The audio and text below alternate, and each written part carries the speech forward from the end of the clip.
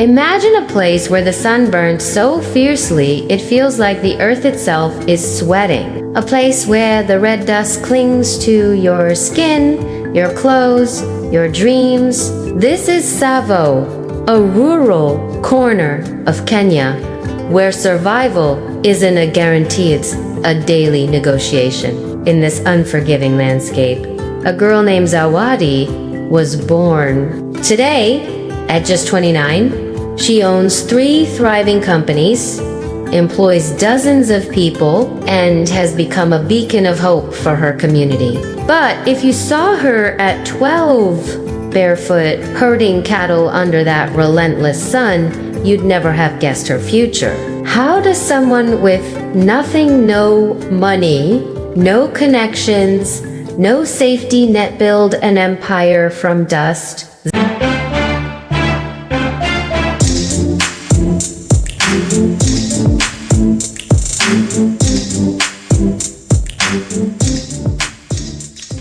Zawadi's story isn't just about rags to riches. It's about defiance, about staring down a world that tells you to stay small and refusing to listen. Her life began in a village so remote that most Kenyans don't even know it exists. No electricity, no running water. The nearest school was a 2-hour walk, and even then, it was little more than a crumbling building with a chalkboard. Zawadi was the youngest of 6, born to parents who scratched a living from the land. Her father herded cattle. Her mother sold maize at the market. They loved their children, but love doesn't fill empty stomachs. By the time Zawadi was 5, she was already working carrying water, tending to goats, helping her mother grind maize. This wasn't a childhood of play dates or dreams. It was a childhood of survival. Yet, there was something different about Even as a child, she had this spark of curiosity that refused to be snuffed out, while other kids accepted the rhythm of village life. Zawadi asked questions. Why did the rains fail some years but not others? Why did the women work harder than the men but eat last? Why did her older sisters stop going to school to get married? These weren't just childish musings. They were the seeds of a mind that refused to settle. Her mother noticed it too. "You think too much," she'd say, half laughing, half thinking won't feed you. But Zawadi wasn't just a thinker, she was a doer. At 9, she started trading not with money she had none but with what she could find. She'd gather wild honey from the forest, risking bee stings, and barter it for a neighbor's extra maize. Then she'd trade the maize for a chicken, the chicken for a goat. By 11, she had her own small herd of 3 goats, a fortune for a child, and it wasn't much, but it was hers. And in a place where most people owned nothing that was extraordinary. Still, life wasn't kind to Zawadi. The world she lived in didn't celebrate girls who dreamed big. In Tsavo, a girl's path was clear. Work, marry, have children, repeat. Education was a luxury. And for girls, it was often seen as a waste. Zawadi's father was a kind man, but practical. "Cattle don't care about books," he'd say when she begged to stay in school. By 12, she was pulled out to help full-time with the family's herd. Her dreams of learning, of becoming something more, seemed to vanish like water in the dry season. But Zawadi's story doesn't end there. This is where the spark in her eyes turned into fire. This is where a girl who had every reason to give up decided to fight instead. Because something was about to happen in Tsavo, something that would change Zawadi's life and ripple far beyond her village. Zawadi's days in Savo started before the sun breached the horizon.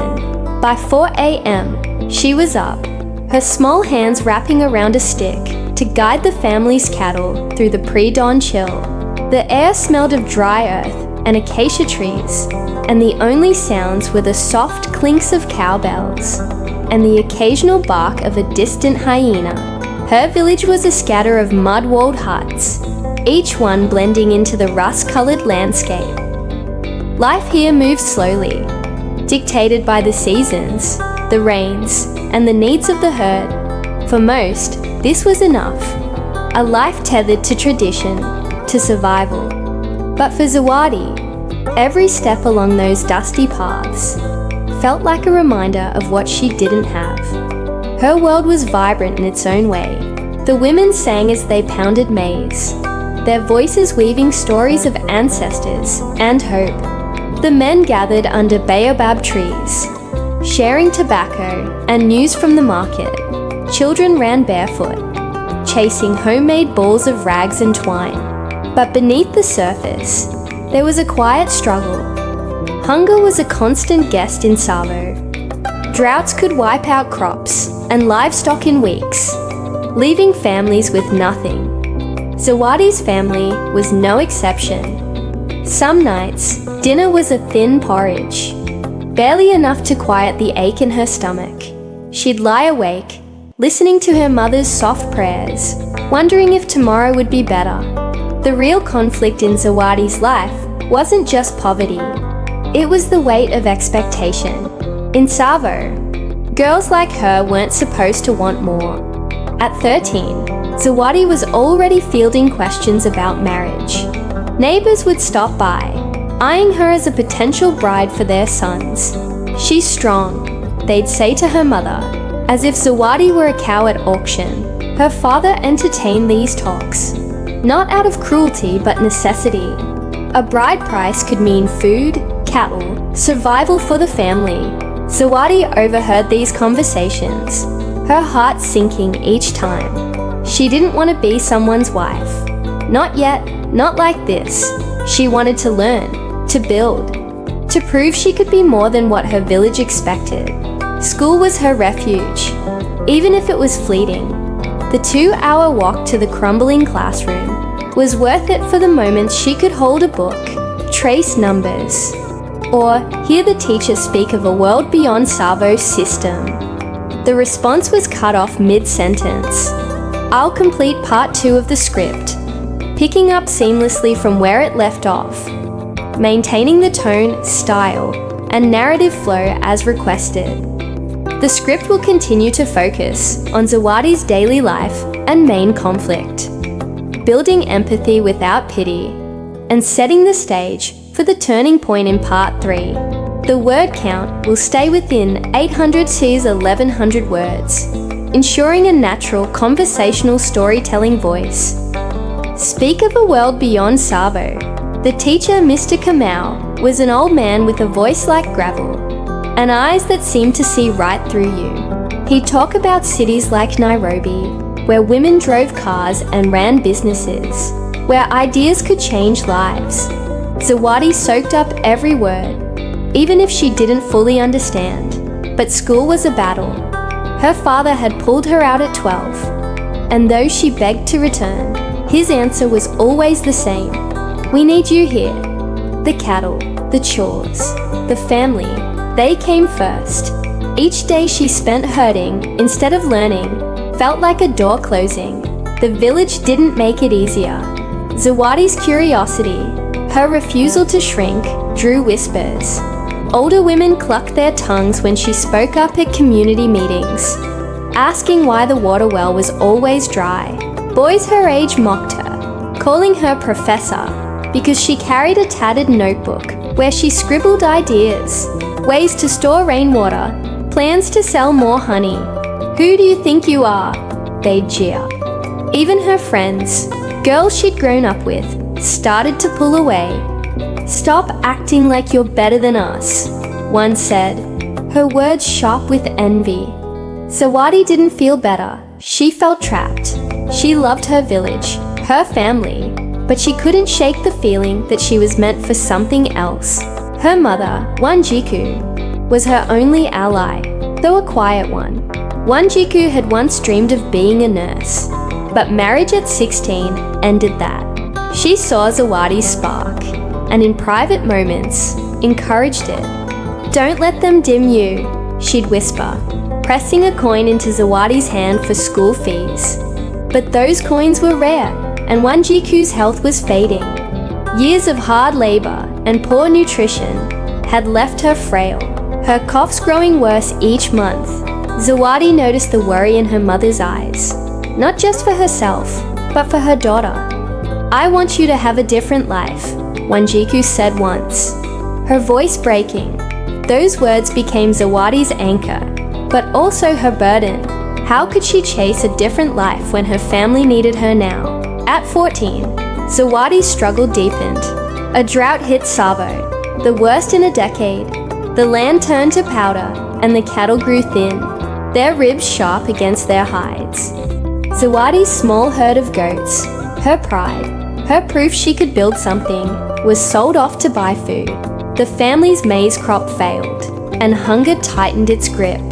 Zawadi watched her younger brother, Kofi, grow listless, his laughter replaced by silence. She felt helpless, but she refused to surrender. She doubled her efforts, walking farther to find wild fruits, trading anything she could. Old clothes, a broken bucket, for a handful of beans. At night, she'd sit by the fire, her notebook open, sketching ideas for a better future. But the world seemed to be closing in. The final blow came when Zawadi's father announced she was to be married. A local farmer, a widower twice her age, had offered a dowry of 5 cows. To her father, it was a lifeline, food, security, a way to survive the drought. To Zawadi, it was a death sentence. She pleaded, tears streaming, but her father's face was stone. "This is how we live," he said. "This is your duty." That night, Zawadi lay awake, her heart pounding. She thought of her mother's words, her teacher's stories, her own scribbled dreams. She wasn't ready to give up. But what could a 14-year-old girl do against a world that had already decided her fate? The night Zawadi's father announced her marriage, the stars above Tsavo seemed to dim. She lay on her thin mat, the weight of her future pressing against her chest. At 14, she was supposed to be a child, but the world saw her as a bride, a transaction, a means to an end. Yet, in that suffocating darkness, something shifted inside her. It wasn't hope, not yet, but a stubborn refusal to let her story end here. Zawadi clutched her tattered notebook, its pages filled with sketches and ideas, and made a decision. She didn't know how, but she would fight for a different life.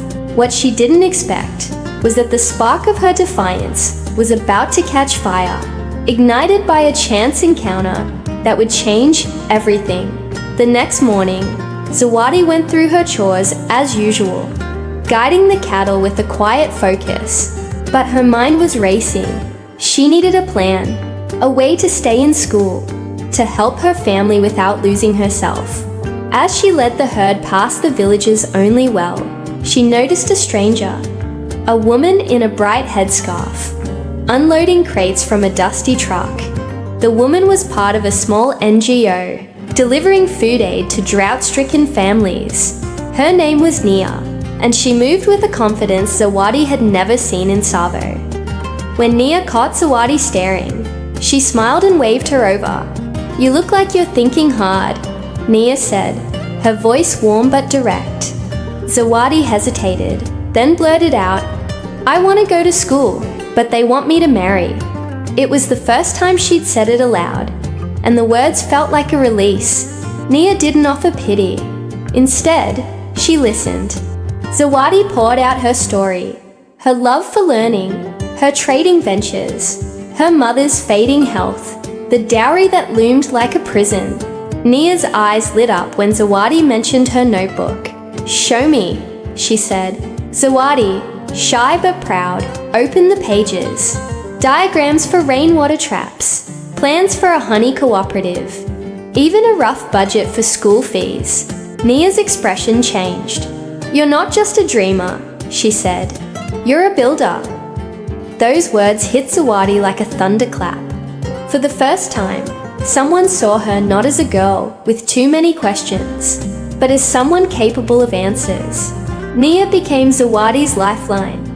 She connected her with a program that offered scholarships for girls, convincing Zawadi's father to delay the marriage by promising the family monthly food aid. It wasn't easy. Her father grumbled. The village whispered. But Zawadi was back in school by 15. She walked the 2 hours each way with a fire in her chest, soaking up every lesson. Mr. Kamau, her old teacher, noticed the change. "You're not just learning," he told her. "You're preparing." He gave her books to take home, and at night, by the flicker of a kerosene lamp, Zawadi studied. She didn't just want to pass, she wanted to excel, to prove she was worth the chance she'd been given. But the real turning point came a year later, at 16. Nia's NGO ran a competition for young entrepreneurs, offering seed funding for community projects. Zawadi entered, pitching her idea for a honey cooperative that would employ women in Savo. She'd been trading honey since she was 9. She knew the forest, the bees, the market. Her presentation, delivered in a borrowed dress, was raw but compelling. "I don't want to be rich," she said, her voice steady. "I want my mother to stop coughing. I want my village to stop choosing between food and school." The judges were silent for a moment, then erupted in applause. Zawadi won, not just the funding, but a mentor in Nia, who helped her turn the idea into reality.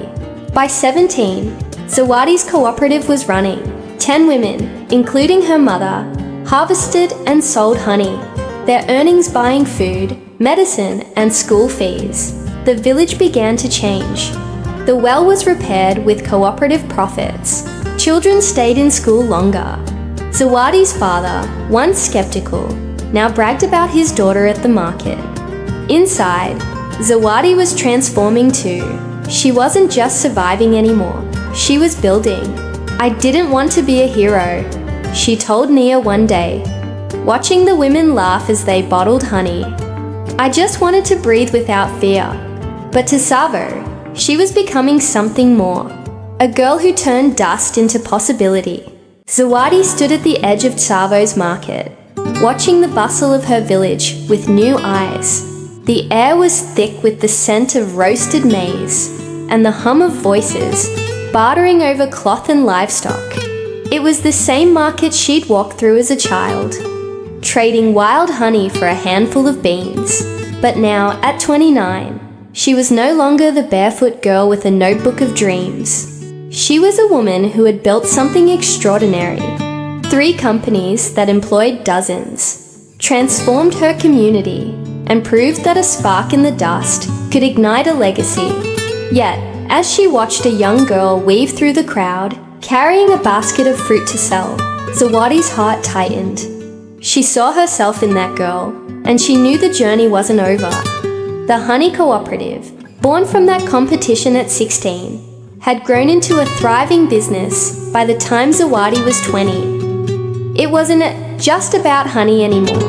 The women she employed, mothers, sisters, widows, had turned their profits into new ventures.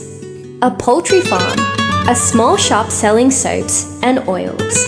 Zawadi, always thinking 2 steps ahead, saw opportunity where others saw limits.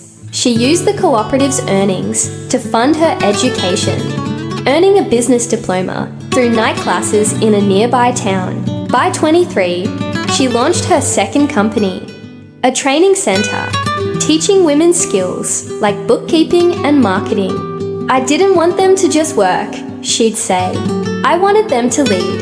Her third company, started at 26, was a logistics network, transporting goods from rural villages to urban markets, cutting out middlemen who cheated farmers. Today, her businesses employ 47 people, most of them women from Savo. Life in the village has changed because of Zawadi. The well no longer runs dry. The school, once a crumbling shell, now has new classrooms and a library, funded partly by her companies. Children, especially girls, stay in school longer. Their future's no longer tied to early marriage. Zawadi's mother, Wanjiku, is healthier, her cough quieted by medicine and rest. She works part-time at the cooperative, her pride in her daughter brighter than any sun. Zawadi's father, once set on her dowry, now calls her my chief, a title reserved for respected elders. The whispers of professor from her childhood have turned to murmurs of admiration. Yet Zawadi remains grounded. She still lives in Savo, in a modest house she built near her parents, and walks the same dusty paths she did as a child. But Zawadi's impact reaches beyond Savo. Her story has spread, carried by radio, newspapers, and the voices of those she's helped. NGOs invite her to speak, and young women from other villages write to her, asking how they can start their own ventures. She tells them the truth. It's not easy. You'll be tired. You'll be doubted. But you're stronger than you know. She doesn't sugarcoat the struggle, the late nights, the loans she nearly couldn't repay, the moments she felt alone. But she also shares the fire that kept her going. The memory of her mother's words, the weight of her notebook, the faces of the women she's lifted up.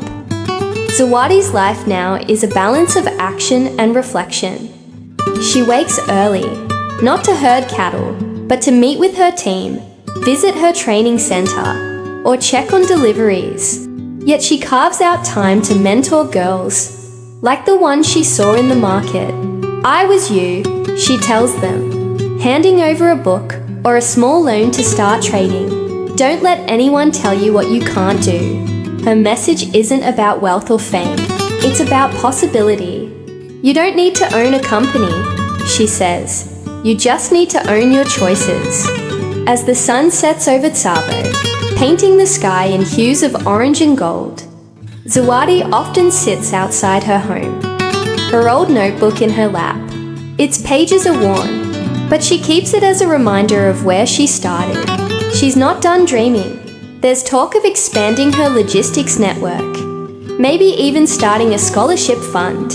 But for now, she's content to watch her village thrive, to see girls walk to school with confidence, to know she's built something that will outlast her. I didn't change the world, she says, her voice soft but sure. I just changed my corner of it, and if I can, so can you.